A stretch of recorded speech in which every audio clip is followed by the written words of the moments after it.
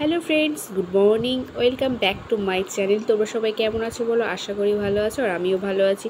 সকাল সকাল পুজো সেরে নিয়েছি। আজ সোমবার, তো আজ মাম্মামের এক্সাম আছে, ওরাল এক্সাম, তো সেই জন্য সকালবেলা উঠি তাড়াতাড়ি করে কাজ সেরে নিয়ে তো আমি ঠাকুর ঘরে চলে এসেছি। আর দেখো, পুজো দেওয়াও কমপ্লিট হয়ে গেছে। তো এবারে নিচে যাব, গিয়ে রান্নাবান্না করব। আর আজকের ওয়েদার মানে কখনো বৃষ্টি কখনো রোদ, এখন একটু মেঘ করে আছে। তো সকালবেলা থেকে অনেক কাচাকুচি করেছি, অলরেডি শুকিয়েও গেছে, আবার মেঘ করে আসছে, মানে এক্ষুনি তুলে দিতে হবে জামা কাপড়গুলো। এবার এখন একটু থাক, বৃষ্টি আসলে তবেই আমি নামাবো, না তো ততক্ষণে শুকনো হয়ে যাবে। গিয়ে এবার রান্নাবান্না সারবো। তো চলো নিচে যাওয়া যাক, গিয়ে রান্নাবান্না করা যাক। তো দেখো, রান্নাবান্না আমার কমপ্লিট হয়ে গেছে। এখানে কলা ভাজা করেছি, ঢেঁড়স, আলু আর মাছের ডিম দিয়ে একটা চচ্চড়ি করেছি। আর এখানে দেখো মাছের ঝোল করেছি আলু আর কচু দিয়ে। তো দেখো, এখন বেরিয়ে পড়েছি মাম্মামকে স্কুল থেকে আনতে। তো ও দিয়ে এসেছিলো আজকের, আমি আজকে যাইনি দিয়ে আসতে, তো আমি এখন আনতে যাব ওকে। তো এই গাড়ি বার করছে ও, আর আমরা দুজনে যাব। মাম্মামের ছুটির সময় হয়ে এসেছে, আর মাম্মামকে নিয়ে এসে তারপর একসাথে খাবো। তো দেখো, আজকে এখন ওয়েদারটা দেখো, চারিদিকে রোদ, কিন্তু মেঘের মানে আকাশের অবস্থাটা দেখো, কোথাও মেঘ কোথাও পরিষ্কার হয়ে আছে, মাঝে মাঝে মেঘ হচ্ছে, মাঝে মাঝে মানে রোদ, মানে রৌদ্র তো চড়া হয়ে আছে। দেখো আকাশের অবস্থাটা বেশ ভালো লাগছে দেখতে, বাট কখন আবার বৃষ্টি এসে যায়। আজকে অবশ্য ছাতা নিয়ে আসা হয়নি, যদি বৃষ্টি হয় ভিজে ভিজে আসতে হবে আমাদেরকে। তো দেখো, ছুটির জন্য দাঁড়িয়ে আছে সব গার্জিয়ানরা। মাম্মামের এখনও ছাড়েনি, তো ছাড়লে ওকে নিয়ে বাইরে গিয়ে তারপর আবার সব কিছু শেয়ার করবো তোমাদের সাথে। তো মাম্মামকে নিয়ে বেরিয়ে এসেছি। দেখো হালকা বৃষ্টি হয়ে গেছে, তার মধ্যে দেখো রাস্তাঘাট ভিজে আছে, গাড়িটাও ভিজে গেছে।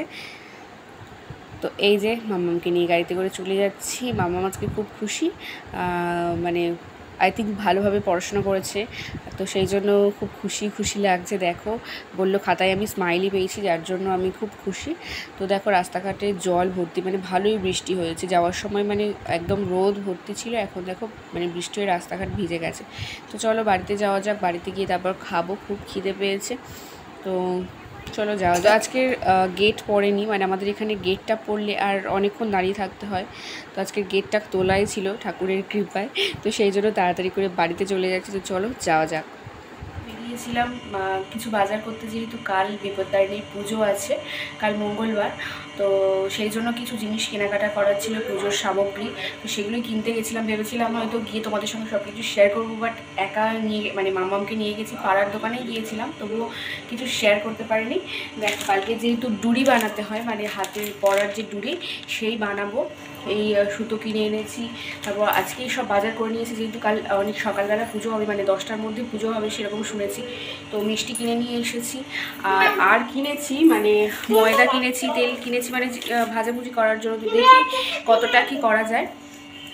পিমড়ে কিছু করবে না, মাম্মামের এত গরম হচ্ছে, ও এসে ঠাকুর করে জামা খুলে দিচ্ছে। তুমি নিচে যাও, আমি যাচ্ছি। তো ওখানেই থাকবে।